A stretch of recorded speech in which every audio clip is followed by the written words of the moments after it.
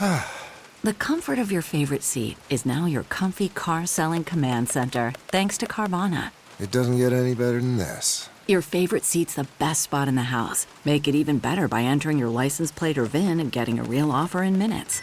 There really is no place like home. And speaking of home, Carvana will pick up your car from yours after you finalize your offer. Visit Carvana.com or download the app and sell your car from your comfy place. The comfort of your favorite seat is now your comfy car selling command center, thanks to Carvana. It doesn't get any better than this. Your favorite seat's the best spot in the house. Make it even better by entering your license plate or VIN and getting a real offer in minutes. There really is no place like home. And speaking of home, Carvana will pick up your car from yours after you finalize your offer. Visit Carvana.com or download the app and sell your car from your comfy place.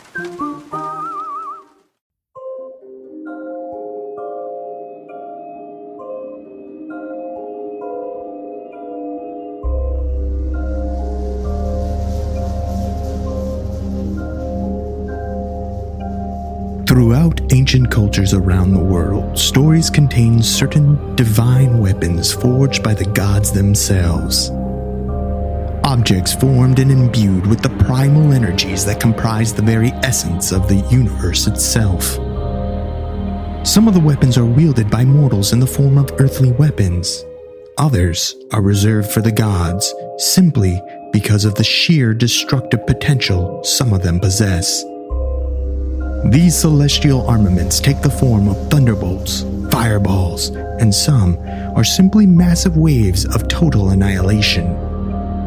Some scholars have begun to question the descriptions of these relics as to whether they could possibly represent what we would recognize now as something akin to modern-day atomic weapons.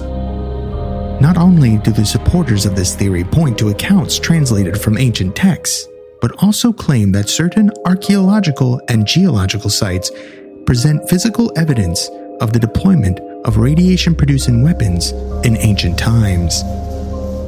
This case file joined the theorists as they dropped the bomb and stride across the wastelands of ancient atomic weapons.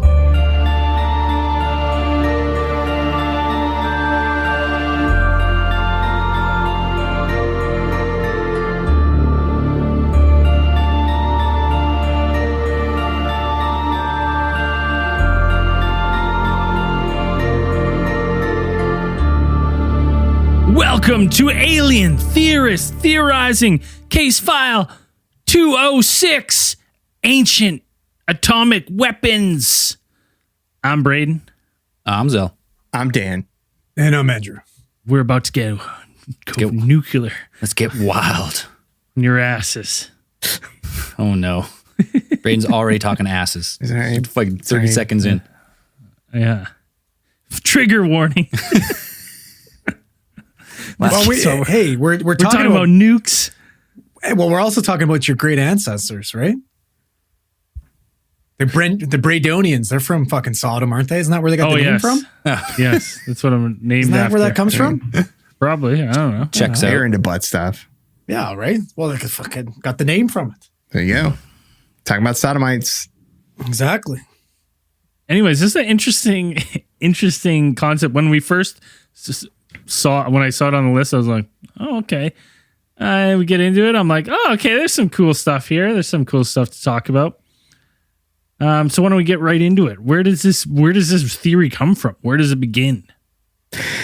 The theory of ancient civilizations possessing atomic weapons, specifically, we're going to concentrate more on atomic weapons as opposed to like the possibility of them having directed energy weapons, which will make a distinction between the two, and we'll put it at atomic weapons only. So the theory of ancient civilizations possessing the technology in order to produce and use either large scale or small scale in like a tactical sense, nuclear bombs, comes from it. There's a very long genesis to this, but probably the most popular, the popular voice among those that put forth the hypothesis that perhaps these ancient cultures were in possession of the secrets of the atom is probably Von Daniken. If you've read Chariots of the Gods, Oh, dude. 1968 OG, then you have heard Von Daniken expound on his theory, or at least, cite certain ancient texts that there is proof that these weapons existed, that entire cities, entire civilizations were destroyed in a matter of seconds and by some type of technology that was not fully understood at the time. Wasn't Morning of the Magicians before that though? Magicians of the Gods? No, Morning of the Magicians. The two French dudes wrote that book where Right. Von the Daniken 1960 sourced version. a bunch of it, right? Yeah. So, Von Daniken's works came out 8 years after, almost a decade after those. But yeah, two French guys by the names of, I'm probably going to get these wrong, Louis Pauvels and Jacques Put a little peanut butter on Bergier. it. Just put a little peanut butter on it. You got it.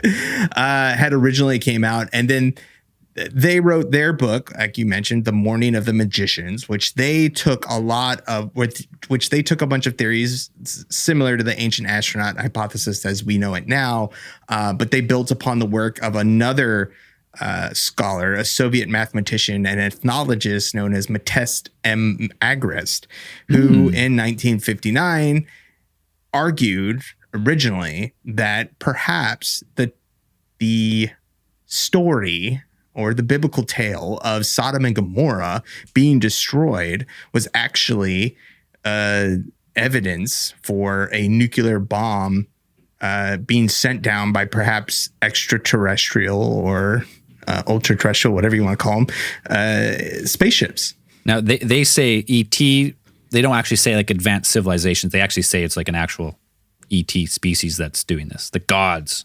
Because if you go with other theories, it was just us. We became advanced back in this time, and we destroyed ourselves. Right. So going to back look at the ancient text. So it's Genesis 23.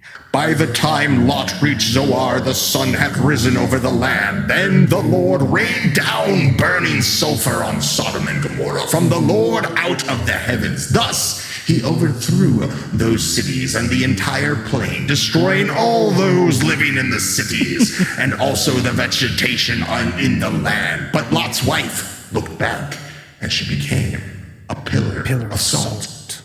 So if you don't remember it, I think most people kind of have a general idea of the history of Sodom and Gomorrah. That's where we get the word Dave, Sodomites I remember- from.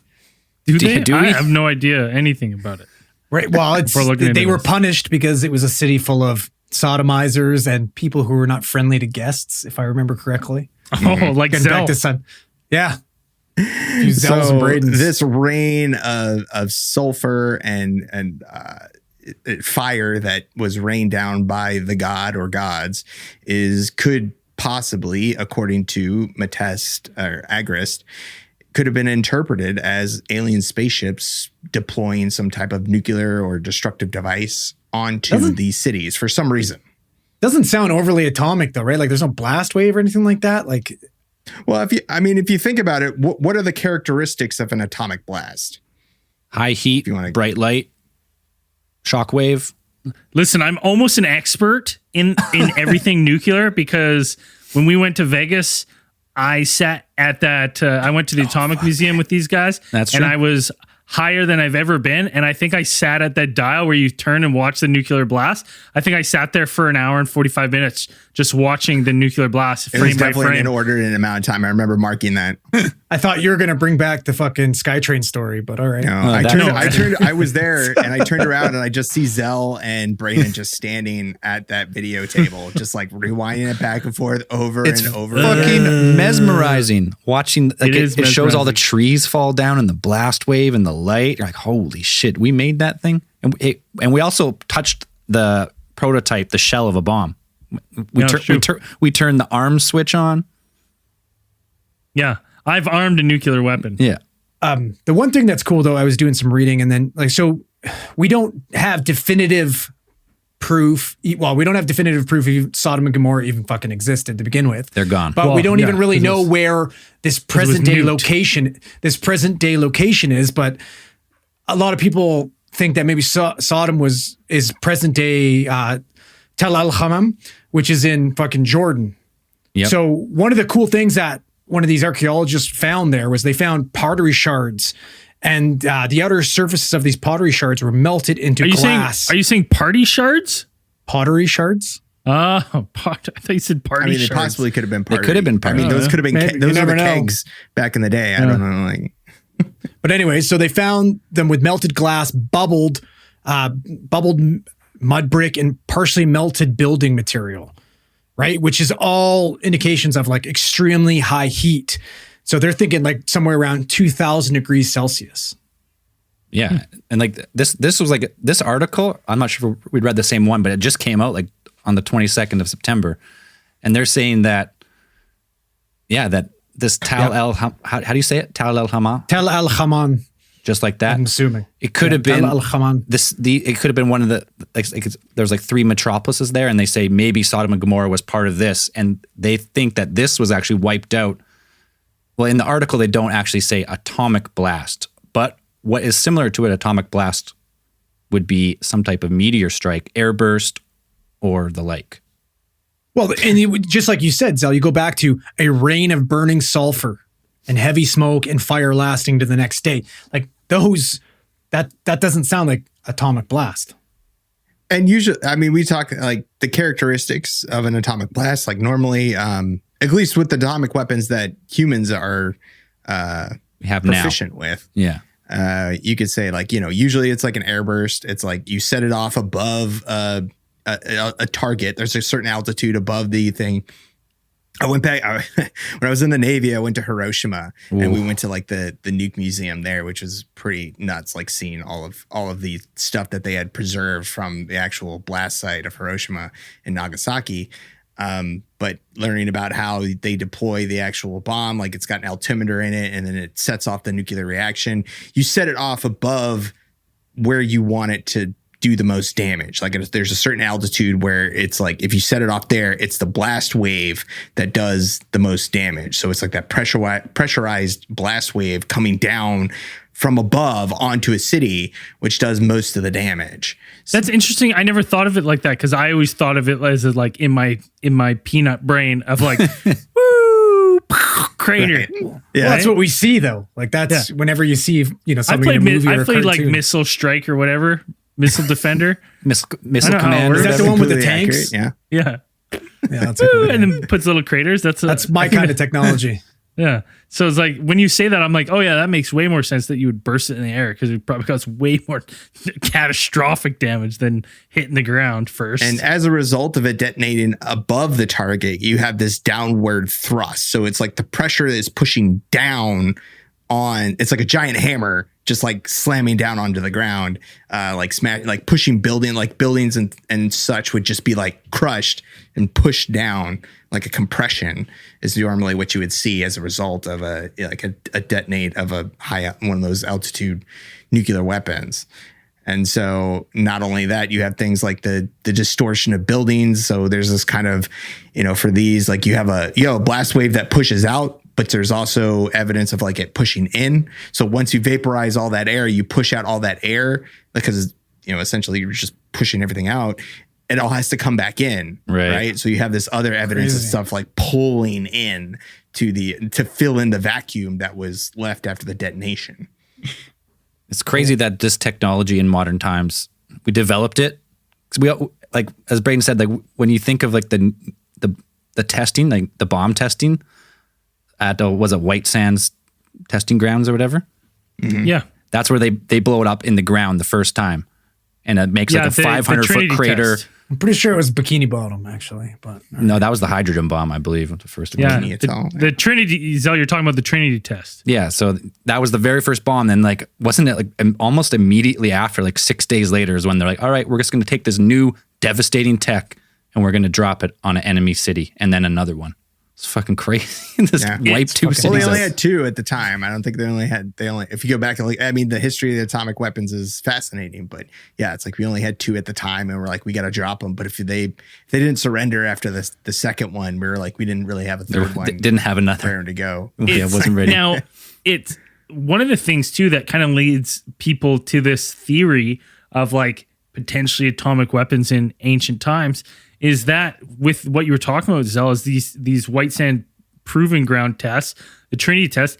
Like afterwards, Oppenheimer was, who basically developed it in the Manhattan Project. He was asked if Trinity was in fact the first ever detonation of an atomic device. And Oppenheimer replied, and I quote, "Yes, in modern times." Yeah, so this is the catch-all. This is what most people point to as like evidence for ancient atomic weapons, because we're going to get to that next. It's like the ancient Vedic text. Well, yeah, because he likes to quote, like he quotes the Bhagavad Gita. Basically, what he says: "Now I've become death, the destroyer of words or of worlds." Worlds. Yeah. You're the destroyer of words. That's fair. Well, I don't know about that. Oh, wow. Zing, bitch. Woo! Zing. Woo! Shots Just call me a fired. bitch. That was fucked up. In a friendly way. I called you a bitch? Zell. You can't read in, you're a bitch. Thanks, Zell. Thanks, man. Feels good. Hilarious. Yeah. That's good. I take a But lot, so I that- got to give it back once in a while. And nobody gives you anything. I've seen what you've done to somebody that called you potato head. I've been on eggshells for fucking 5 years doing this podcast. I don't even say nothing to you. But yeah, so it kind of shows like that he's pays attention to the fucking ancient past and is super interested in that type of shit. But that same thing, if you read the book that Dan put in the notes, that's not proven that he actually said that. Well, no, it is proven that he did say the I am become but death. the modern times thing is The not modern proven. times bit is perhaps something that is a bit of Exaggeration. perhaps lore that Exactly. he said that kind of has become attached to Oppenheimer. But no, the part that you mentioned, he actually did that, and that was meant to be as a reflection on his his hand in his responsibility for creating the atomic bomb. And he was aware of, where he sat in that. And he was also kind of interested and fascinated by Hindu culture as well. So he knew these things. But speaking of Hindu culture, that's another part another part that becomes integrated in the theory or those who push forward the theory that there are atomic weapons. So a lot of times, especially in a lot of those shows dealing with the ancient astronaut theory, you have them citing text from the Mahabharata and other Vedic texts. So the ancient Hindu texts, essentially their Bible, about certain events, which actually sound a lot more like a nuclear explosion, because in what we just talked about, Sodom and Gomorrah, like you said, it doesn't necessarily sound too much like an atomic bomb. It sounds more like something, you have a rain of sulfur, a rain of fire is not exactly. Yeah, it's really a nuclear bomb. you're like for me, like reading that, I'm like, okay, we're stretching on these descriptions to make this comparison. Well, yeah, the rain of fire almost sounds like you could say that's It sounds like a meteor. Well, meteor, like a fragmented meteor, or like a volcanic eruption, and like you're getting hit with like falling like fiery sulfur debris, Maybe from a distant like super volcano or something. Yeah. Yeah, like the ejecta. that is, to me, if we're going like Occam's razor, like the simplest, I'm like that description fits with other things way better than a nuke. And so another quote that's usually pulled from, actually, I think Chariots of the God, that's attributed to the Mahabharata, is one that in an event where there's a battle. I mean, if you're not familiar with the Mahabharata or the Vedic text, it's usually like a bunch of like battles between gods and demigods. Hey, it sounds fucking awesome. Yeah, it's pretty rad. does. Like it's pretty. Right? Someone needs to pretty adapt that fucking shit to a nuts. movie. Yeah. Let's go It's Amazon. pretty- I'll you got watch that. monkey demigods who can clone themselves and turn giant and grow 100 hands and all kinds of neat stuff that kind of goes on.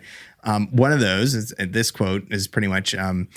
It was as if the elements had been unleashed. The sun spun round, scorched by the incandescent heat of the weapon. The world reeled in fever. Elephants were set on fire by the heat and ran to and fro in a frenzy to seek protection from the terrible violence. The water boiled, the animals died, the enemy was mown down, and the raging of the blaze made the trees collapse in rows as in a forest fire. Oh, that sounds a little different. Hey, my eyebrows raised to that one because from watching, there's a specific video when you go to if you go to Vegas, honestly, go off the beaten path a little bit, go to the Nuclear Testing Museum. It's fucking wild. It's awesome. But one of the videos you can slow-mo is of a nuke hitting a forest. And like when I read that line of the raging blaze made the trees collapse in rows as in a forest fire, like you watch this just row trees just like get eviscerated, just boom, gone. But did they light on fire though? Dude, they melt before the shockwave. They're just like, well, that's the thing. Like, boom. Usually you'd get like thermal burns. You're not gonna have you're gonna have flammable material lighting on fire, but elephants are gonna fucking light on fire. Why not? From an atomic bomb, that wouldn't happen. You get thermal burns. They're not flammable. They wouldn't light on fire. Sure. Flesh can burn at high enough heat. Yeah. Thermally, like thermal burns, not lighting on fire is what I'm saying. Oh, so like instead of lighting on fire, they're just going to turn to ash. Yeah, well, or you'll just have like thermal burns on your skin and shit like that. Like you're not necessarily going to be depends on how close you are to the initial blast, obviously. Yeah, but I'm saying, but 2,000 shit doesn't degrees? normally get lit on fire though, like unless it's already highly flammable. I hear your point, Andrew. And to counter your point, what I'm going to say is anyone who was close enough to witness this was probably dead. So the people writing this probably witnessed the aftermath of these burnt ass elephant. And they were like, they were on fire. Look at these things. They must have been on fire. Right? Because anyone they describe them running around on fire. You'd have to be like close to actually like they're not describing how they've come on the remains. They've describing them actually like getting impacted and sprinting around on fire. Elephants were set on fire by the heat and ran. See, you might have seen burnt elephants after running, like, and they're just. What if you had if these were like elephants, working elephants? What if they were wearing flammable? They had like a saddle, or they had cloth on them. Maybe something was. Yeah, maybe. Either way. This one, it sounds a little more like an atomic blast. A little bit more, yeah. And, you got elephants dying, chariots set ablaze, burnt bodies, possibly by either the heat from the blast or bright flash ignition, which is a quality of a nuclear blast. But also this quote, which is that specific quote, is usually pulled out for many reports or people trying to push this theory. And this quote is actually pulled from, it's translated into English from an 1889 German translation of the Sanskrit, but it's never cited where it was taken from the totality of 1.8 million words in the epic from the Mahabharata. Like the Vedic texts are huge. Like they're like, especially. It's like thousands of years of history. Thousands of pages. And if you go back to some of these shows, and I know it sounds really awesome, and it always sounds really cool when they quote this stuff, and it always sounds really cool. But I've never heard them say exactly where it's from, like where they pull that quote from. So basically what you're saying is anytime I make a bold claim on this show from now on, I just say, as quoted in the Mahabharata. Yeah. Because I'd have to go through all that. Or you can just quote David Childress. Just quote him because he quotes it. David Childress is a big proponent of the ancient atomic weapon hypothesis.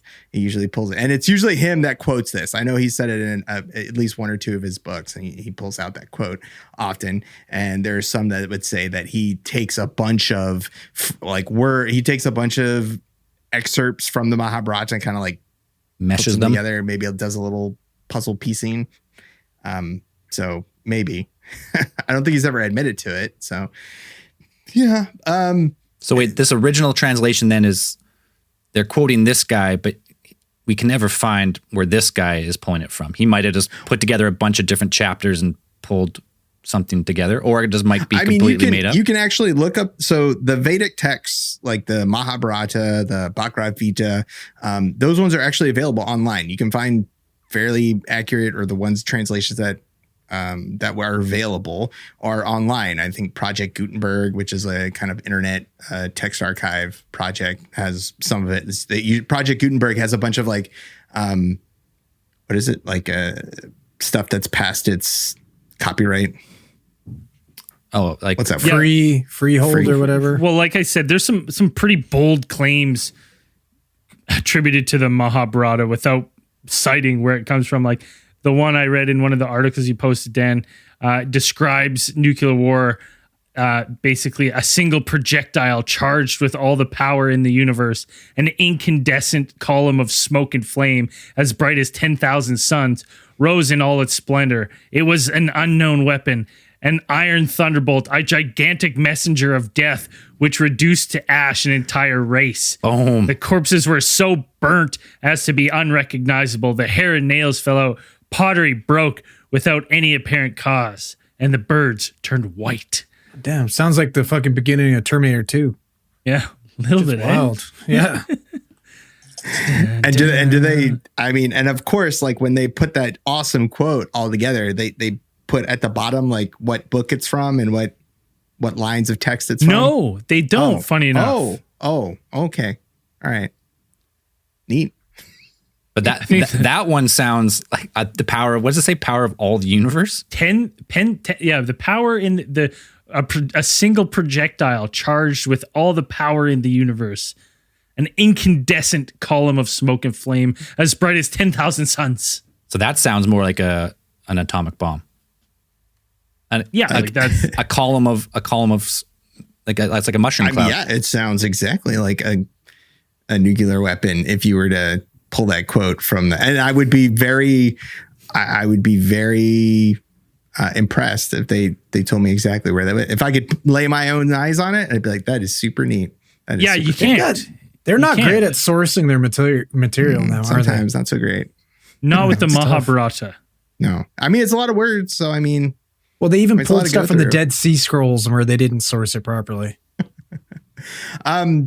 Looking for, like, trying to find like some of these quotes in the Mahabharata. You can do it. I mean, it's possible to do. Some people have done it.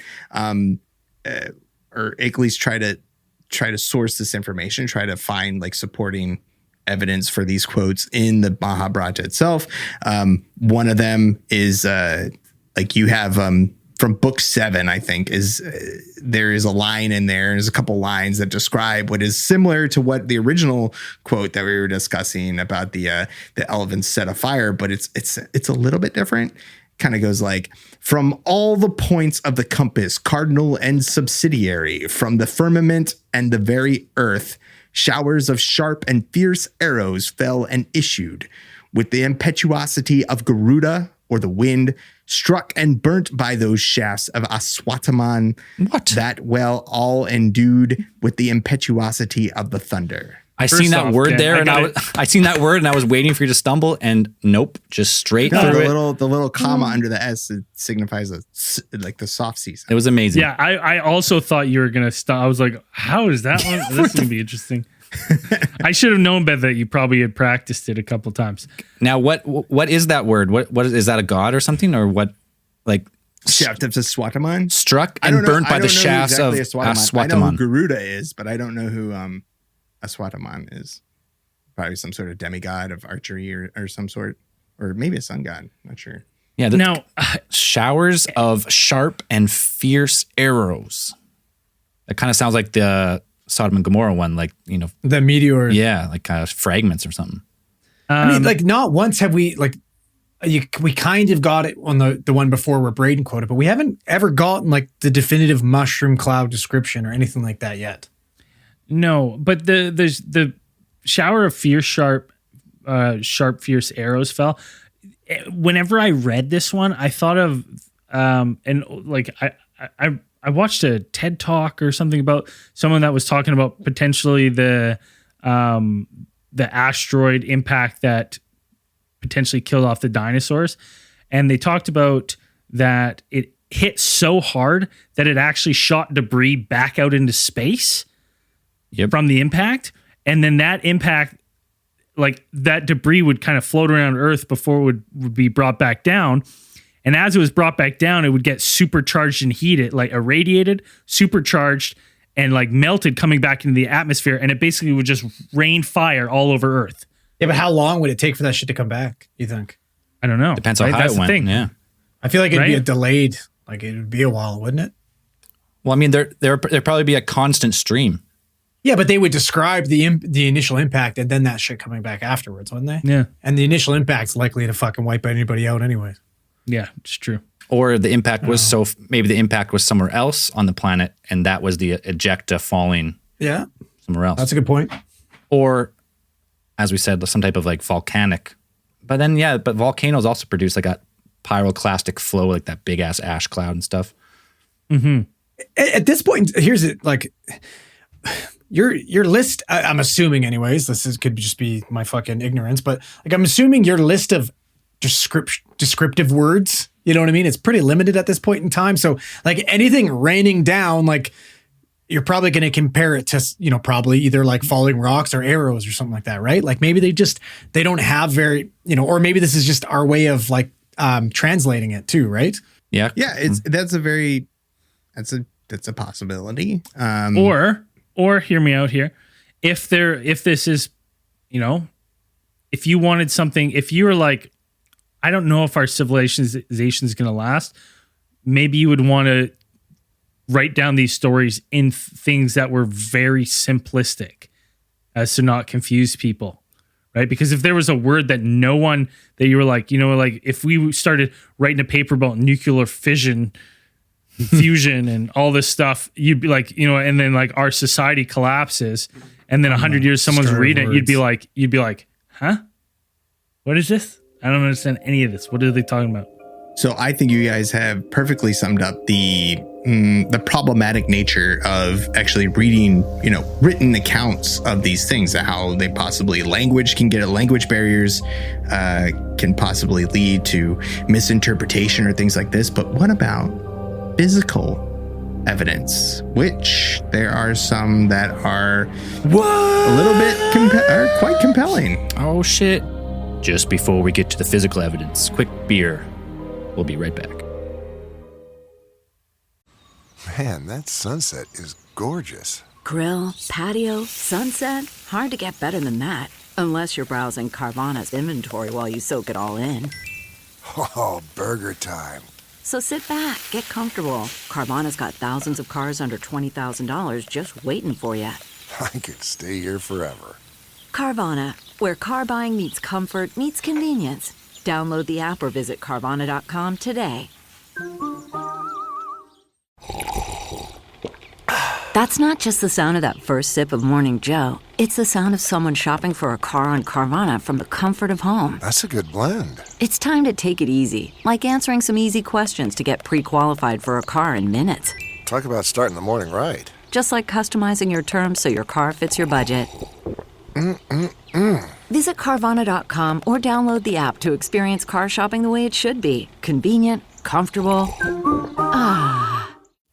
We're back. And so, as we mentioned before, that leave you hanging in the first half, we have a little bit of physical evidence to go along with the ancient atomic weapons hypothesis, since literary accounts are perhaps can be sometimes deemed unreliable. You have places that are usually cited or referred to that are examples of perfect evidence of something happening, of some type of weapon being deployed on these, or some type of event causing strange remains and damage to buildings, things like this. Usually the two major sites, archaeological sites that are usually referenced are Mohenjo-Daro and Harappa. Usually Mohenjo-Daro more than any of the other ones. So did they find like a shell of an old bomb or something? No, because that would be fucking awesome. Yeah, that would be super cool if they found a shell of an old, and that would totally upturn everything that we know. But usually, you have like these two places. Mohenjo-Daro specifically is an archaeological site of one of the largest Indus Valley cities, which apparently thrived from around 2000 BCE, so before Common Era, so 2000. What was that 4,000? 4,000 years ago, yeah. And so this is usually the big one that a lot of ancient atomic weapons proponents will point to, being that the evidence that's cited is that Mohenjo-Daro had a series of bodies that were discovered within the city itself. So you had a number of bodies that seemed to be laying unceremoniously or unburied in the streets. Some of them seem to be holding hands like they had been perhaps struck down suddenly, like just being on the streets or something like that. These bodies have been discovered between 1922 and 1931 when they were originally excavating the city. And there's a total of 37 bodies that had been found. So this is usually the one that's kind of pointed to as the place to be, or these, I think it's Mohenjo-Daro, Harappa, and I think, is it Jodhpur or? Jodhpur is like the modern city around there. Right. But they're pretty close. Yeah.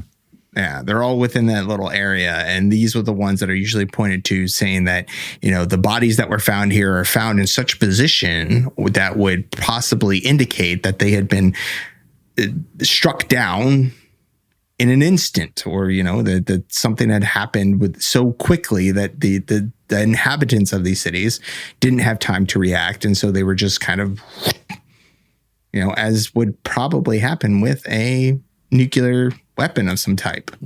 Well, yeah, if you were, say you're on the outskirts of like the air blast, you wouldn't see it coming. It would just hit the town and hit the people. You just go flying through the streets and you just end up dead wherever you landed, pretty much. I guess, because it wouldn't, but if it hit, like the bomb hit the city, would the bodies just be intact, just like lying there? Or would they be like vaporized if there was like a direct hit? Well, I mean, that's a really good question. As seen as a lot of the city, which was mainly constructed of pretty much just like mud bricks, is still standing. Right. So then it would have been maybe not. So what you're saying is mud bricks are invincible to nuclear weapons. If you want to build a bunker if you want to build a bug out bunker, mud bricks is the way. Mud bricks. So it's usually pointed to that, and it's always referenced that some of these skeletons exhibit some type of higher background radiation than other their surroundings. So it's like that they had absorbed some type of large amount of radiation than their surroundings. So it's being like, okay, well, now this atomic radiation, they're irradiated. So well, maybe it was like a really rapid like radiation poisoning or something. Perhaps, but I also, running through some of this, I'm not quite sure that any of this stuff is kind of sourced, because you go into and you dig into some of this, and some of these skeletons, like it's never really mentioned about any type of unusual radiation. Like they have been, like I said, they've been excavating these cities since the 1920s, and it's never really mentioned or noted about, in any of the archaeological journals or any type of like historical It's noted text. on every single video if you type in ancient atomic weapons. Of course. Yes. And of course they put in there exactly where they got that information, right? They note the academic journal where it was published. No. Okay. All right. I remember reading about this when we did the Viemanas. Yep. Yeah, it came up for that for sure. We definitely talk about this during the Viemanas and things like this, about these two cities, which are usually pulled into this whole thing. I mean, the archaeological locations themselves are extremely fascinating. Archaeologists and paleontologists, like going through all of these, like they said that these cities were extremely important, in the development of the Indus Valley civilizations. They were extremely successful. They had actually a lot of qualities of life that a lot of other civilizations at the time hadn't even developed yet. They had like things like flush toilets. They had like evidence of infrastructure in the way they built their buildings. Listen, if they had toilets that flushed, I'm almost 100% sure they had nukes. Well, I mean, yeah, I mean, yes, because right now we have toilets that flush, and we have nukes. That's sound logic. I mean, technically, squatty potties also flush. So, I mean, yeah, those aren't hard to make. Oh. Hey, so we have squatty potties. So we have nukes. We're talking about atomic weapons, but we're talking about like our first bomb, like the destructive damage and the fallout. But what about like a neutron bomb, like a high dose lethal radiation bomb with low actual physical force? Like more like dirty bomb. Yeah, it's more like a chemical warfare. Like you're just poisoning all these people, but instead of destroying the land.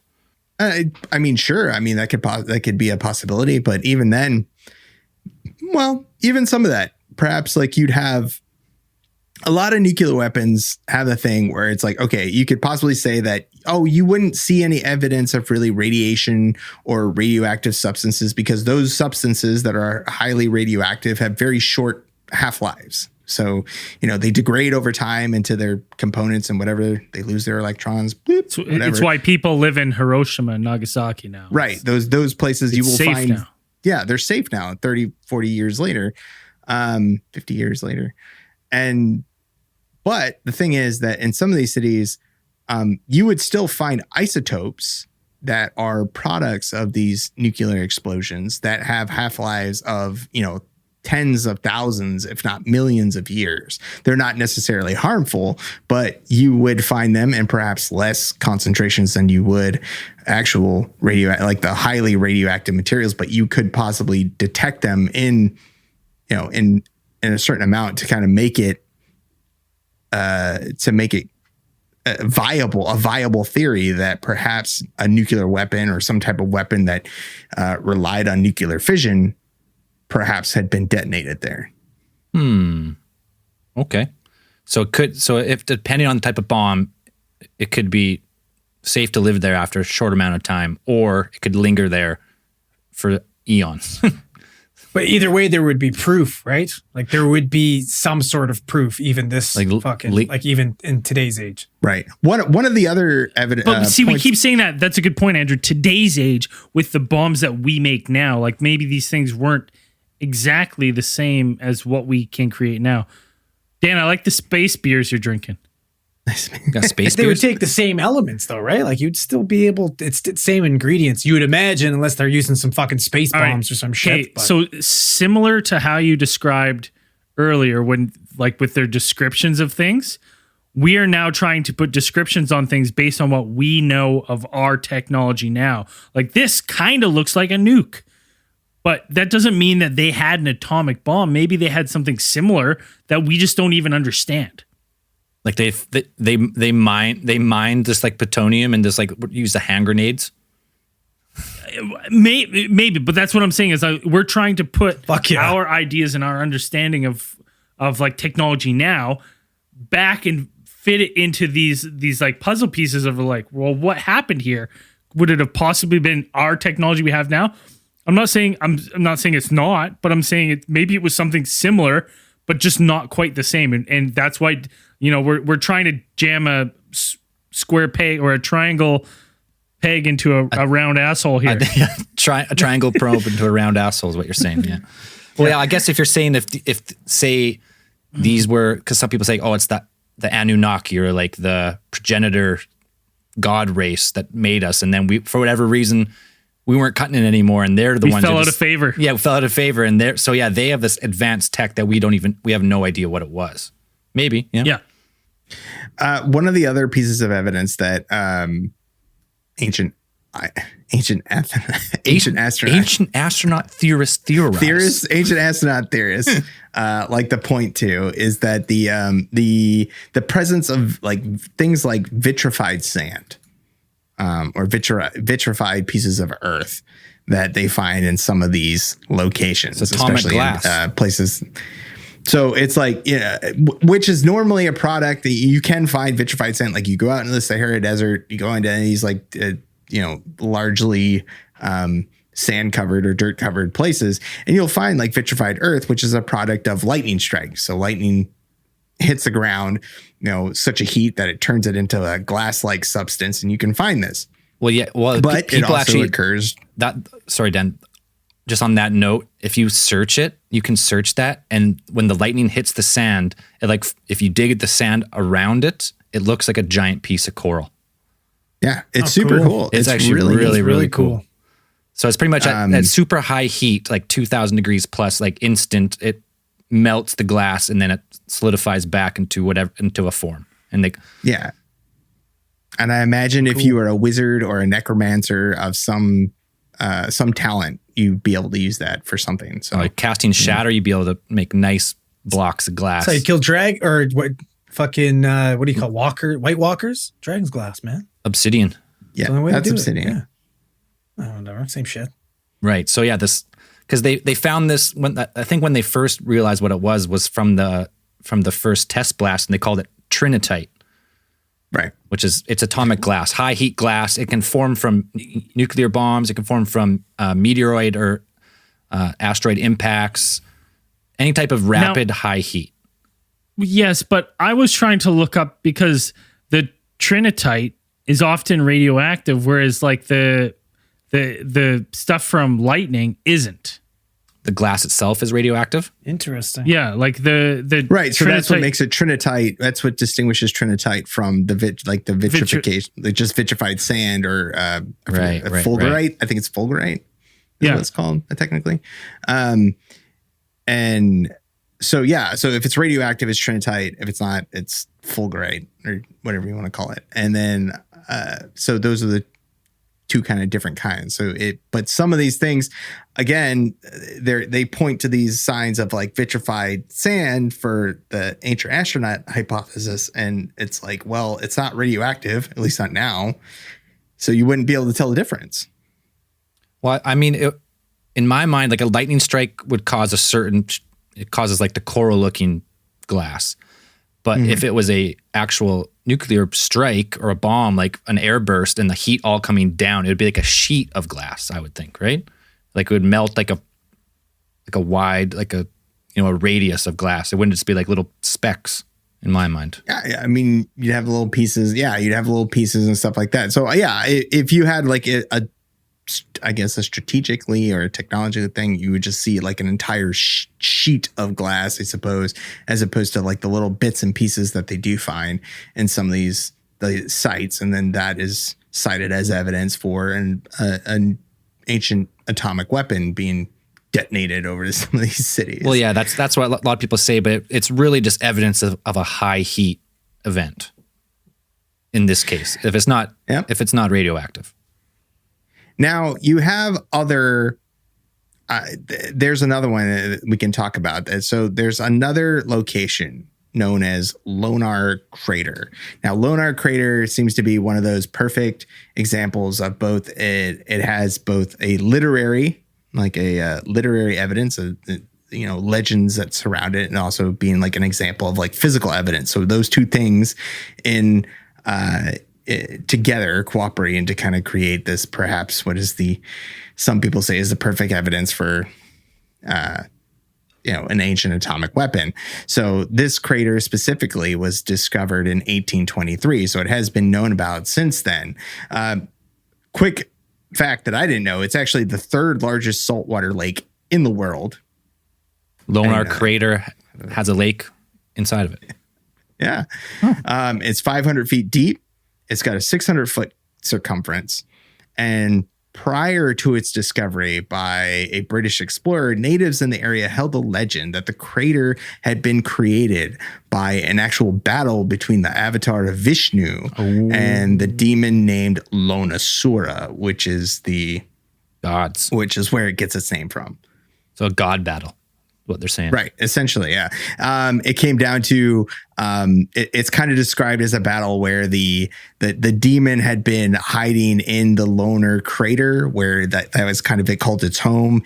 And in the legend, this avatar of Vishnu, one of the primary god of the Hindu religion, came down, in order to answer the prayers of the villagers who were being, tormented by this demon. And it's said that he kicked the rock off of the top of the crater. Like there had been a rock covering of some type or something like that.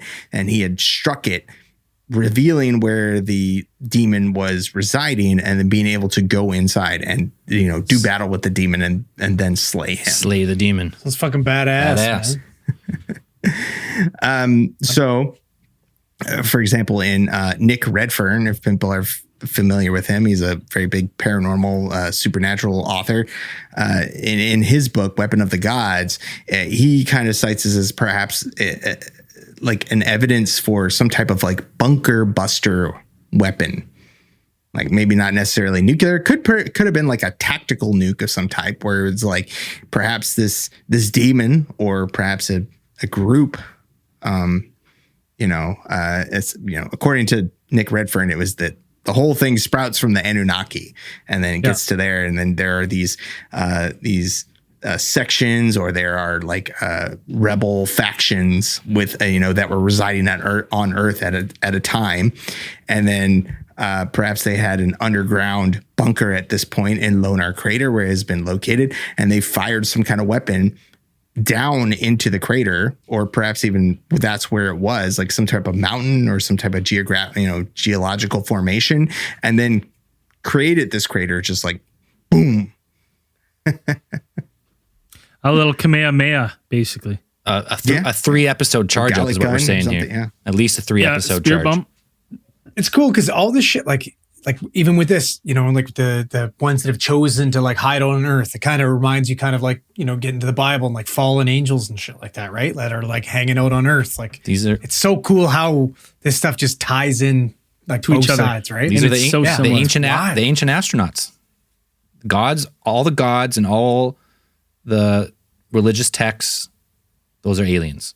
It makes sense. I agree. They didn't come from here. They came from somewhere else. Therefore, they're aliens.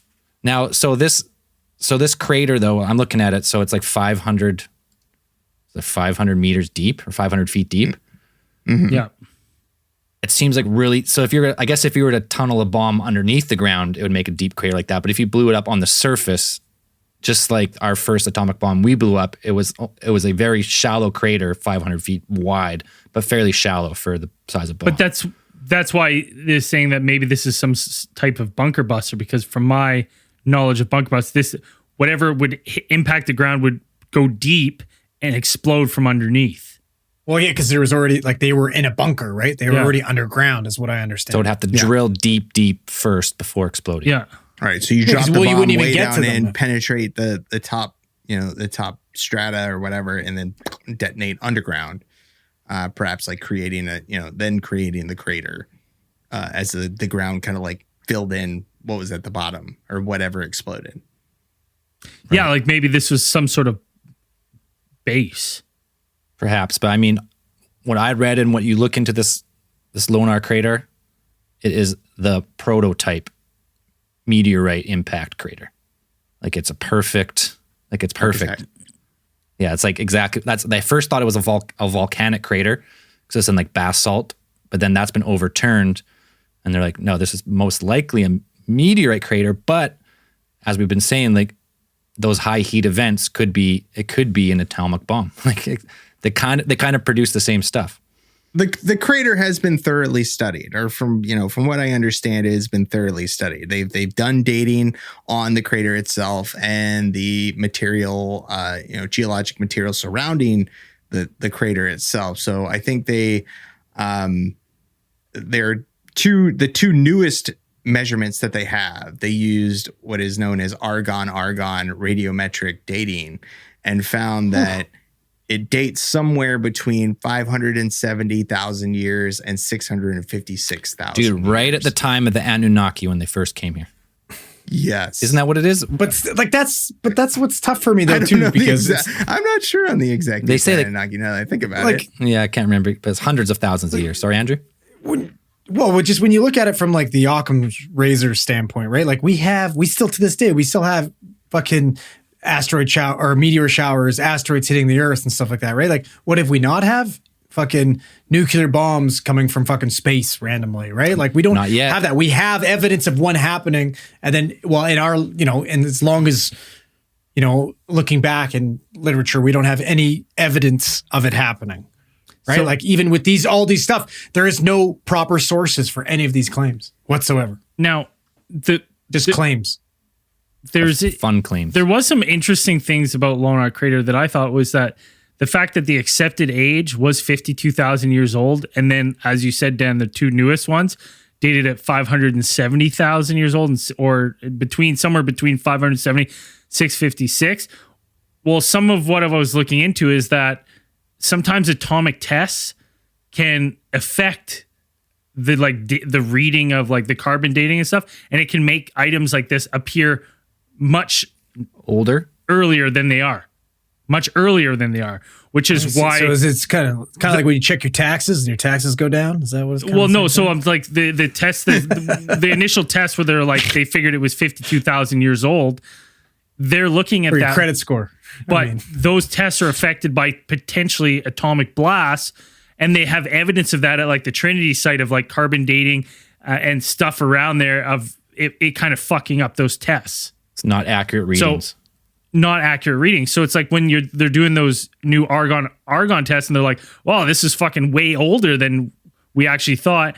Perhaps that's because the tests that they were running before that we thought were, very accurate were being thrown off by the, some sort of atomic test. Right. Yeah, perhaps. And I'd totally be down with that, except like the fact that a lot of the radioactive substances is like they all degrade, and all of that stuff that would probably affect that kind of dating would probably have decayed by now if it were like at least 1,000 years ago. Well, what I'm saying, well, maybe whatever happened at this crater is older than that, right? Forget our concept of time. Like say if the accepted age was 52,000 years ago, right? Maybe there was a civilization at this time. That's a long time ago, right? And maybe that's just the whatever atomic test that happened, say 52,000 years ago. Yes, all the isotopes and stuff have degraded. There's nothing left of that except when we do a carbon. The carbon dating, we're like, yeah, it's 52,000 years old when it's really not, right? This crater is 570,000 years old based on other tests. So maybe like whatever happened at that time period has like captured a moment in time. I'm not saying it was an atomic test. I'm just saying maybe perhaps something happened and our tests, we just don't know enough about that long ago because it's just so long. It's a guessing game. Yeah, I mean, Sure. it is. It's you have one measurement and then you're like, actually, it's 10 times older. You're like, okay. Yeah, I'm not read up enough. I'm not well-versed enough. That's in, some pretty geologic dating mechanisms to be like, okay, argon is like the definitive what they use right now. I mean, I could probably get back to you on that as to what it is, but right now, off the top of my head, I'm not 100% sure as to what is the en vogue geologic dating. Dan, I would like by next case file a 400-page report on all methods of geological dating. It doesn't need to be 400. 20 pages is fine. All right, I'll take a 20 page. I'll take a 20 page. 400 pages. I just need a lot of pictures in it. That's what I need. Yeah. And It's pictures a lot of pictures and and graphs. graphs. I'm not gonna be able to fucking We're read it. excited. Yeah, pictures and graphs. That's all I need. My appendix is going to At be least 10 25 pages. pages No of sources stalagmites and no 20 sources pages needed, of though. stalactites. One of the other pieces of evidence for ancient advanced weaponry that I found really interesting that I had never really heard before for researching for this topic was that there is a certain number of what are known as vitrified forts, which we've already mentioned already that the vitrification, the process of where applying high heat to a solid object, makes it turn into like a glass-like substance, all of that. Yeah, like burns the silicon or whatever. And melting hardens. these rocks and solid substances into a liquid and then it solidifying and very quickly afterwards. So there are apparently around 24 ancient fortifications across Scotland that exhibit all the typical qualities of ancient forts of that time. In respects of defensive placement, where you would put a fort if you were trying to defend a certain piece of land or a certain territory. Attack. Like Yeah. Wait, what? like a Is that how you know land-based, that? human attack. But what makes these forts especially exceptional is that they all seem to completely lack mortar or lime of cement. So they don't have anything that joins, they don't really seem to have anything that joins the stones together. They don't have the usual binding agents that a fort, like usual forts of this time would that the architects would use at this time. So in place of mortar, the blocks appear to have been just placed on top of each other, carefully placed on top of each other, and then fused together as if they had been exposed to some type of intense heat source. Well, this is Scotland, right? That we're talking about? Yeah. Yes. Fucking dragons. Simple. Fucking simple, boys. Fucking Yes. dragons. Dragonfire. Yep. Yeah. Mm-hmm. Yeah. That makes sense. Sure. But it does. Bingo, bango, Possibly. bongo. Case file's closed. So no mortar, just seemingly these rocks had just fused together. Yeah. My dragon's fire. It's interesting. It's some sort of like ancient welding technique almost. That's what I was thinking about, of like, you know, potentially they had figured out how to, like, because what do welders get? It's 6,000 degrees? What do welders get to? Depends on the To welder. have affected the stone in such a way, I think it's estimated that temperatures somewhere in the area to 1,000 degrees Celsius, so 2,000 degrees Fahrenheit, would have been required. It's getting pretty hot. Yeah. Getting pretty hot. I like It's getting starting a hot in here. fire as much as next guy. But is there anything like accessible to people like that, like people of this age, where you could light it on fire and it would potentially get this hot? Like, I'm trying to think if there's anything logical before I can say that like maybe this thing did get hit by some sort of insane heat wave. I think the original theories were that perhaps these forts had been set on fire like ceremoniously after being captured, or the land had been conquered at some point by warring tribes or warring factions, and that they would set these they would surround these forts with type of a bonfire. They essentially have a giant bonfire of these forts to burn them down, like symbolically.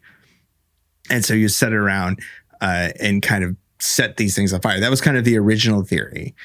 And then later theories put forth the idea that perhaps that these stones had been bonded in such a way that the original architects perhaps thought that this would make the walls stronger, that applying this type of heat would make them stronger. But in reality, it has the opposite effect. I mean, we do know for a fact that William Wallace could shoot lightning bolts out of his arse. And fireballs from Could his that do eyes. it? Yeah, Exactly. fireballs And from that his could eyes. probably fucking do that, boys. So But it's not dragons. It's William fucking Wallace. Yeah, well, I mean, the thing, Pretty sure I cracked this one. Wallace or it's the Targaryens, one of the two. yeah, but that's true. it's still a legitimate mystery as to why these forts exhibit these properties and why they're vitrified at some points, because the vitrification actually, like when they look at these forts, it's not uniform throughout the structures. There's certain points where they're just like they have this kind of quality where it's like they've obviously been applied to high heat at some point, and then some other parts are not. And it's still very much a mystery as to why Why and how? why and how they did, ancient people had done this. Well, and there's other, parts to this that when I was kind of looking, going down some rabbit holes, there's some bridges in like the Yellow Mountains of China that they're like ornate bridges, like carved between two solid rocks. And people sometimes point to that going like, why would these people carve this bridge between these two solid rocks? It doesn't make sense. And then that some people were theorizing that like perhaps these were structures, these rocks were actually structures that had been melted, and the bridge is the only thing that survived. And this, looking into this case file, where's those really ornate carvings of like the fronts of buildings? Is it in Jordan where they're like in the kind of the middle of the nowhere, they're carved in a rock face? You're talking about Petra? Petra, yes. Some people said we've talked about before on the show, like, we will never experience human boredom like the boredom of people in the past. But they said that like it doesn't really make sense to just carve these things into the side of a stone and just leave it. But perhaps perhaps if you think that these were buildings that had been melted, and that those entrances are the only surviving pieces of what was, these buildings that had been melted and have just been sitting there over time getting weathered. So you're saying what's left there was the protected and other stuff got melted? Everything like the stone is stuff where people are like, it's just carved into the side of the stone, nothing else. Well, the stone was actually other stuff as well, but it was melted from some sort of high heat, whether that's an ancient atomic weapon or maybe some sort of directed energy weapon.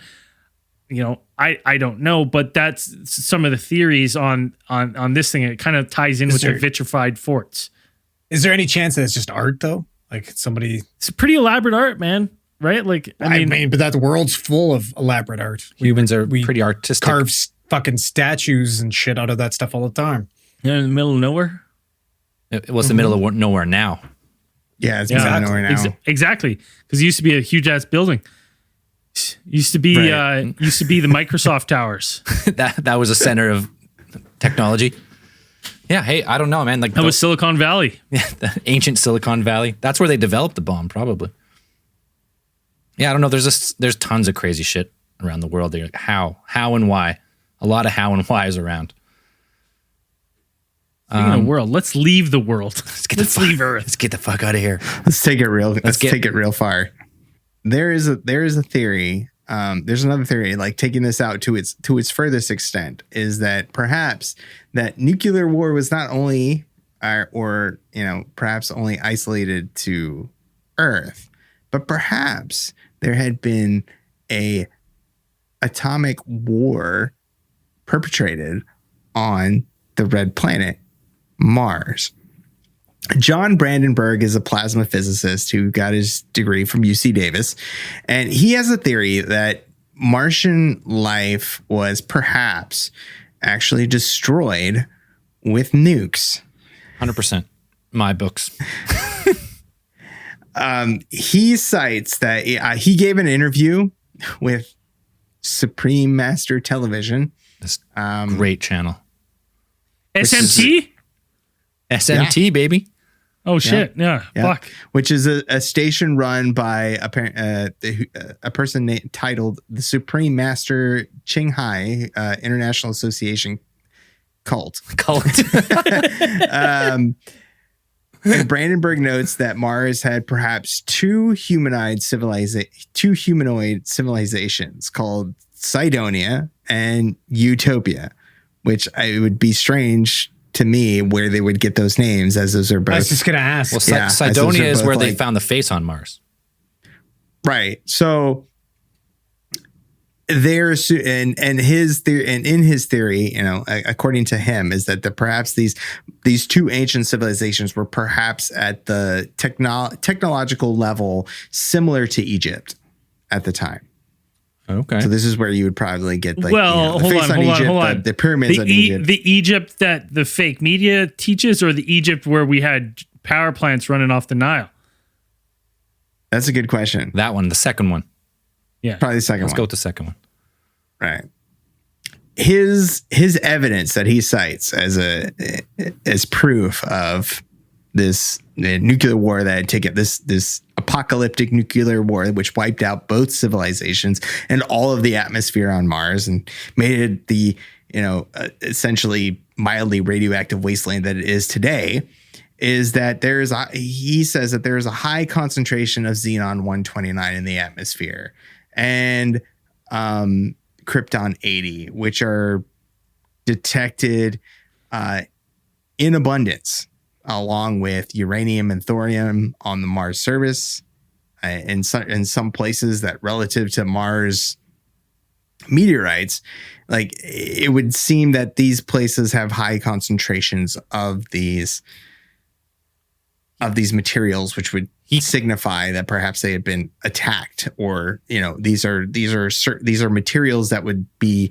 detected in a nuclear bomb. Yeah, I mean, he started saying it was this nuclear event, but then he progresses into saying that these are actually ET species that wiped each other out.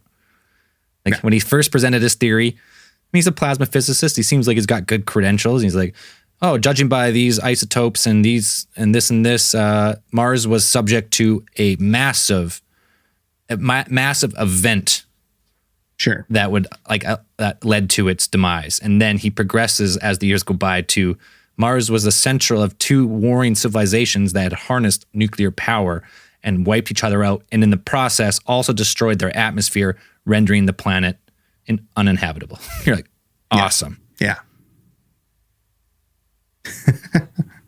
Not for the Martians. Now we're trying to go back.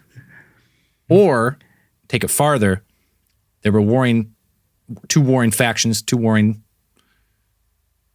up the planet, fucked up the atmosphere, realized they're toasted, needed to get to the next planet that was inhabitable, which was Earth. And that was about 400,000 years ago. And they were the Anunnaki. And that planet was called Krypton. Yes. Well, the other thing is too, It's is not like, red sun, though. You know, if there's two, say, you know, like time is really against us here, because with Mars, something like that happening on Mars, I mean, that could have happened a couple 100,000 years ago, where there's like an unbelievably two huge atomic blasts, and then, you know, the planet's just been sitting there getting absolutely just blasted by the sun's radiation because the atmosphere was torched, right? Like, so maybe it didn't look like how it looked now, right? But after these bombs, it just slowly has deteriorated to what we see now is this barren landscape. But maybe that was a slow burn after these two atomic bombs were set off.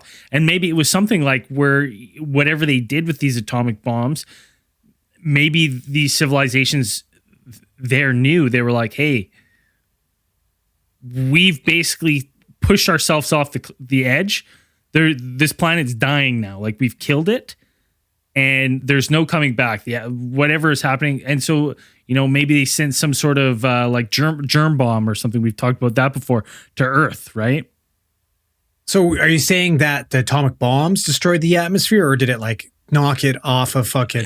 No, like, I'm not did the saying bombs knock it off. I'm just saying that maybe whatever bombs went off that he thinks, maybe like we don't know the technology because we're trying to put they're what aliens. We understand. Right, they're aliens. So maybe these bombs were similar to atomic bombs, but once these two things fired off, maybe that it like whatever is happening on the planet right then, it pushed them over the edge where it's like, hey, our atmosphere is deteriorating at a rapid pace now since these two bombs went off. Our two main cities are destroyed.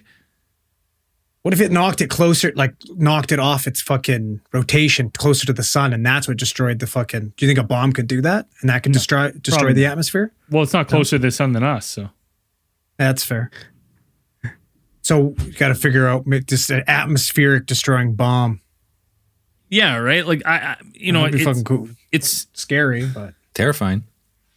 yeah, big time. But I mean, the theories of like Mars being a habitable planet have been around forever. Of like at one time that it may have been a habitable planet. Well, yeah, they do think it had flowing water and like it had a whole bunch of stuff, and for whatever reason, its atmosphere was stripped away, and they think that was some cosmic event or a slow burn of a cosmic event, slowly just leached off their atmosphere, But maybe it wasn't. or maybe it wasn't. Maybe it was caused a self-imposed destruction. Well, and The fact that we go ahead. I was going to say, like, and people point to that, especially Brandenburg. You know, he points to evidence of rovers and stuff of it looking like in some of these pictures on Mars' surface, they, you know, seemingly can see some of these rocks and stuff look similar to bricks, right? Like brick shapes and debris and building debris. It's for me, it's like, it's just, I feel like it's just an answer we're never going to get because we've got lost civilizations on our own planet Yeah, we don't even know. that we'll never be able to find, you know? And then it's like, you think we're going to figure that shit out on a different planet? Like, no way. Yeah. Well, not with just one little robot. Like, Yeah, once not- like, well, that's what I say mean, little, right? Like, but the in- thing is fucking huge. Guys, It's this- like it's But the size even of a with truck. us, with Yeah. our technology on our current planet, we still can't figure out where all these it's fucking still, lost civilizations we're still piecing are. It's together just- the history of, you know, our own planet and now our closest neighbor, which is still pretty neat because we got a whole fucking robot over there doing stuff. So that's pretty neat. Pretty soon you're gonna have Elon Musk himself, King of Mars. He's gonna be over there. Yes. King of Mars, Emperor of Mars. Now, my final thought, if we're getting there, is Yeah, let's wrap Sure. it up. as for like an ancient atomic weapon, I don't like the phrasing of that. Because again, we're trying to pinhole what we have now onto something that was then. So it may have been similar, but I subscribe to there was potential. I subscribe to that there was a civilization before us that we don't understand, that was way more advanced than we would like to give credit to in modern day education and stuff. We're learning new stuff every day. When we finally dig up Göbekli Tepe, I'm sure there's going to be mysteries and numbers hidden in the architecture.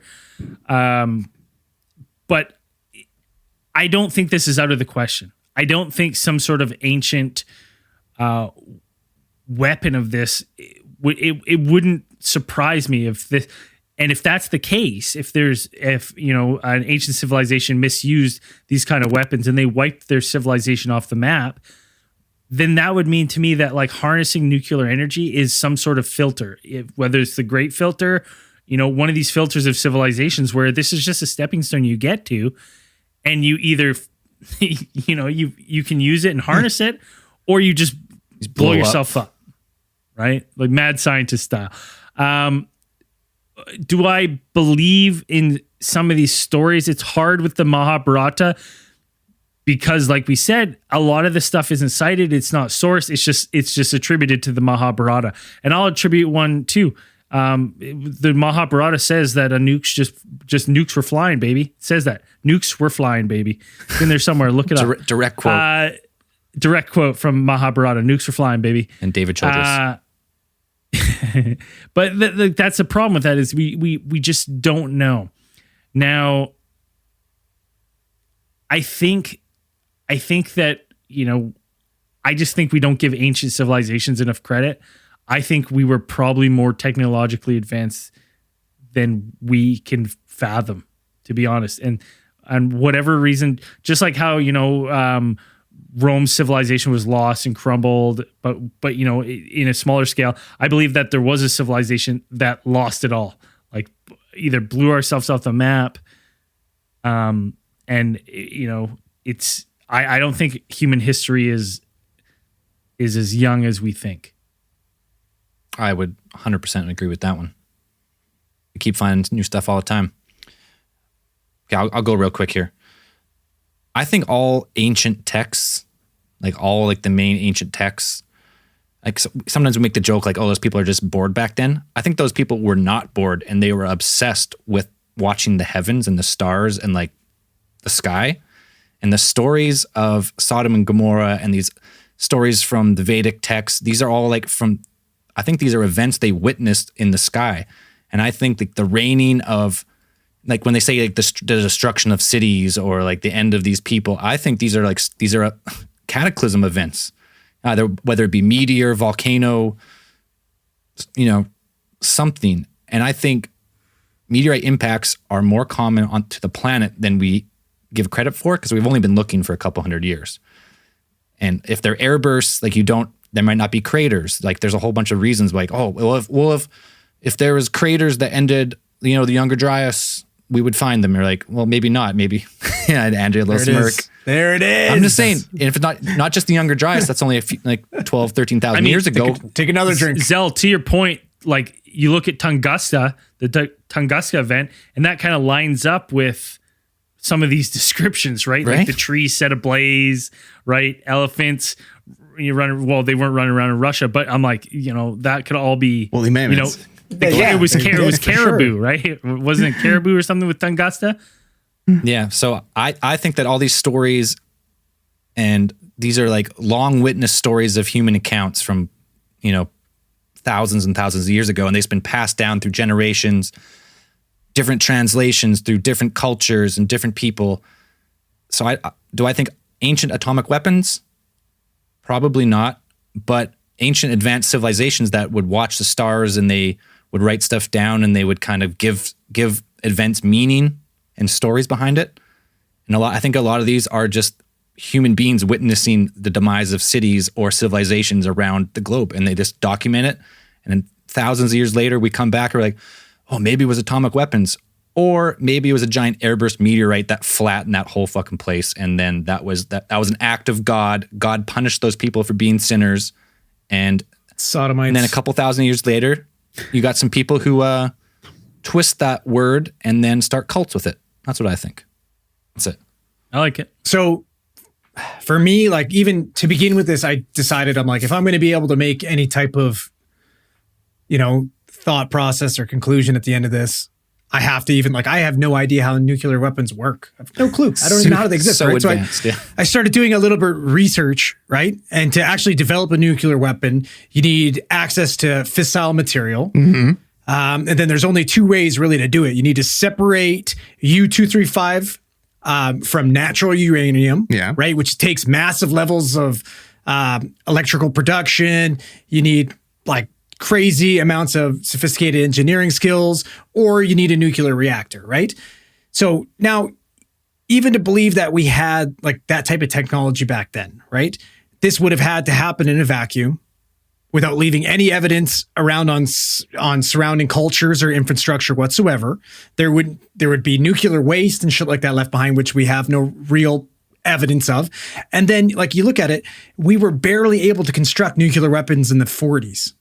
Barely, right? But it took 1 out of every 1,000 Americans working on these weapons to get them produced, right? So it's just, for me, we don't have any evidence of this, but yet we have tons of evidence of natural fucking occurrences that cause these exact same fucking significant events. Yep. Right? And so for me, it's so hard to fucking fathom that. Yeah. Right. That's just kind of where I stand. That would be the academic reasoning, I think, behind many of those. For me, I find the idea that there were ancient battles between gods and demigods, whether they were, either extraterrestrially enhanced humans or extraterrestrials themselves, fighting it out with giant weapons of mass destruction and, energy manipulation of all that shit. It's pretty fucking cool. Badass sci-fi. Really neat. Straight out of a comic book. Straight out of a fucking comic book. Sounds cool. But like Andrew said, yeah, you would need a ton of infrastructure in order to build some of these, to actually produce these weapons. Humans would, if it were off-world production, it'd be a different story. And we do have a lot of evidence that perhaps some of these things were caused by this. While researching for this, I found something that was a little bit pretty interesting and going down the kind of rabbit hole. I always remember when we mentioned earlier, the Mahabharata. The Mahabharata is usually this cited as this kind of text that's got this mystic, esoteric text that goes back thousands of years, and it being okay, this is what happened, and then. I remember Ancient Aliens, the TV show, kind of coming around and being yeah, maybe perhaps especially Eric Von Daniken. We have talked to Eric Von Daniken. I have asked Eric Von Daniken questions. I have interacted with them on a personal level. And I've been Dan will also watch them die one time in the elevator.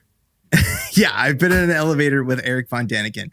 And, one of the things I remember asking him was being what do you find the most compelling evidence or supporting evidence for the theory of, ancient astronauts and that?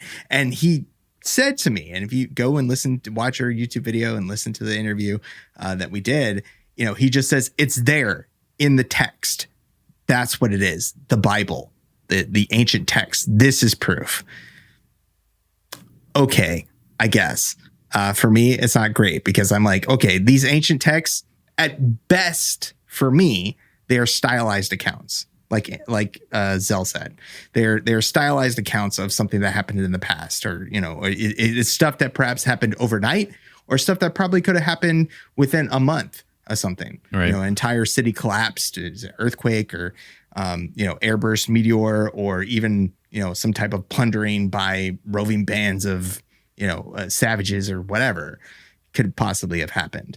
Or a gradual decline that happened, and then they said it was overnight, something like that. And at worst, these texts are complete fabrications of something that happened, and they're just okay, I don't know what happened, so I'll just make it up. Ancient sci-fi.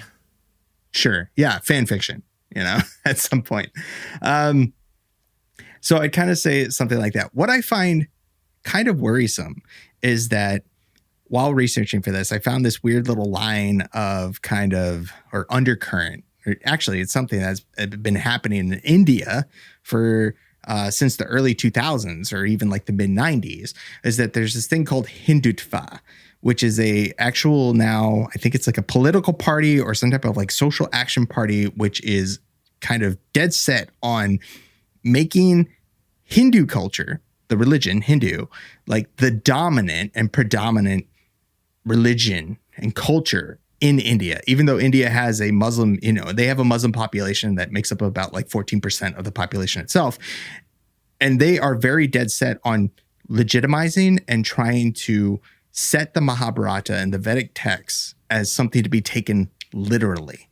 They are trying to rewrite history and pose these things like that is come to be popularized in in some of the ancient aliens and ancient astronaut hypothesis and things like this, that these cultures were, the Indian culture, the Hindu culture was ultra advanced from the time, and then it was somehow struck down by whatever gods.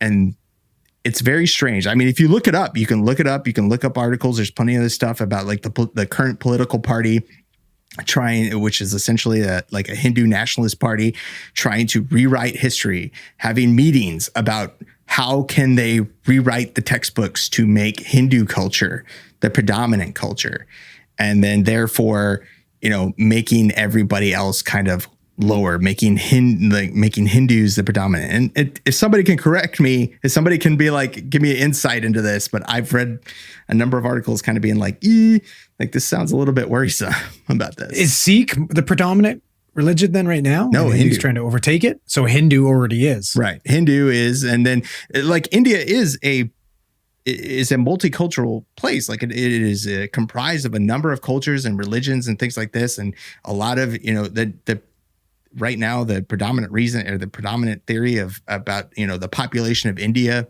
was like, it was all migration, migration out of Mesopotamia and those places like this into things.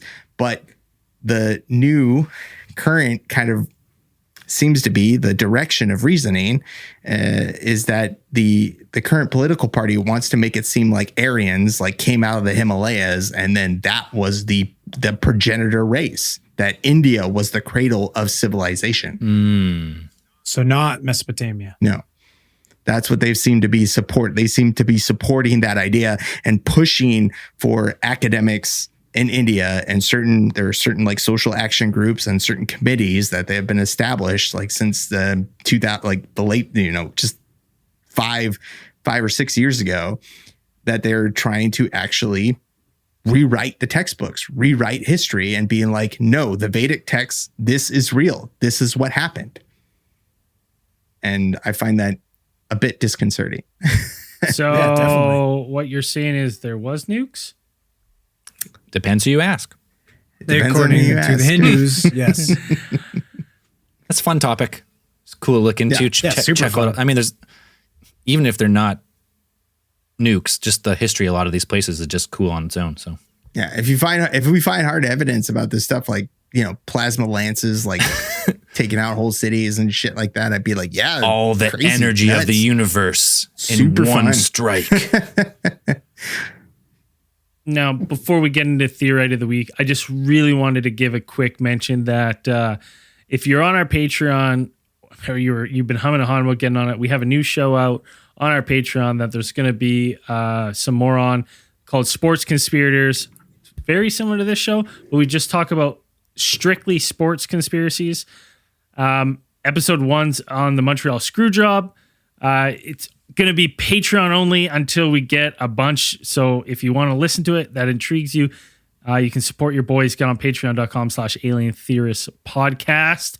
It's going to be a while. We got to build up at least 10 episodes before that shit goes live. So if you're interested in it, make sure you get on Patreon and listen. And we want your feedback. We're taking feedback. So it's like, as we're trying to grow that show and make it into something, we're taking live feedback of what you want to see, and segments, guests. So if you want to be a part of building a show, get on our patreon.com/Alien Theorists Podcast. Listen to it. Let us know what you think. Let us know what you want to see in the future. Let us know some sports conspiracies that you'd love to hear. We already got some feedback. My hot take on Yokozuna being a bad wrestler. Ooh, got torched. Yeah. He wasn't a bad wrestler. He was given bad getting story. He had a bad gimmick. Anyways, let's get into Theorite of the Week. This week, you know what? Well deserved. It's going out to longtime Discord member, legend, Sodomize. Legend. You know, it's kind of fitting for her name's kind of fitting for this episode. What? Well, because Sodom, and we were talking about Sodomize Sodom, before. right. Okay. Gotcha. Braden's always got Sodom on the fucking. Yeah, he's always got sodomized. She single-handedly has taken it upon herself to organize a spooky gift exchange among our Discord channel. She's put it together. The deadline is October 1st to get into the spooky gift exchange where you'll be paired up. I'm in it. So you might be buying a gift for me. I might be buying a gift for you. Who knows? I don't know. It's going to be wild. I don't know. I me don't tell know you if something. you want that because you're probably not going to get anything because we did a Christmas gift exchange and Braden didn't get anybody nothing. Yeah, I did. I give everyone headshots, signed headshots to myself. Got nothing. That's what I give. Shafted the boys. That's what I give everyone. Signed headshot of myself. I didn't get one. You probably lost it. Anyways, I'll give you one to put up in your studio, that right above your left shoulder there, that little square. I love that. I'll measure that out for me and I'll make sure it fits right in there.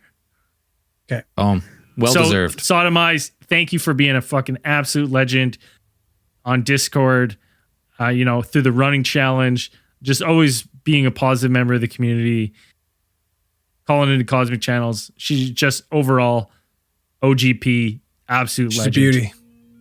Fucking beauty. Hell yeah. Well deserved. Yeah. Deserved.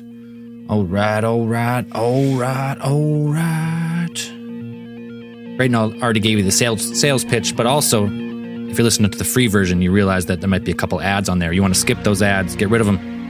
Support your boys. Find the link in the podcast description. This week's newest supporters: Gavin Gerard. He's back, baby. Or is it Javin Gerard? Javin Gerard? Well, you said Gavin Gerard. I thought it was Gavin Gerard. Okay. Either one. Javin We'll Gerard. take Anyways, he's back. I recognize that name. Welcome back. We'll take any of those. Strom goes up to a full year pledge. Save yourself a little bit of dough. Desiree Devois, maybe. Matt Schmidt, Ben Clark, Mark Pearson, James Kukas, Lisa Fowler, Mandy Norton, Eric Meza, Joel Weathers, Savannah Hall, OJ Dumaine, like it. Jonathan O'Keefe, Ryan Hansherik, Rylan Hansherik, and last but not least, Bill Caffrey. Thank you very much for supporting the show. And as we always say at the end of these things, keep those eyes on the skies. See you in after hours.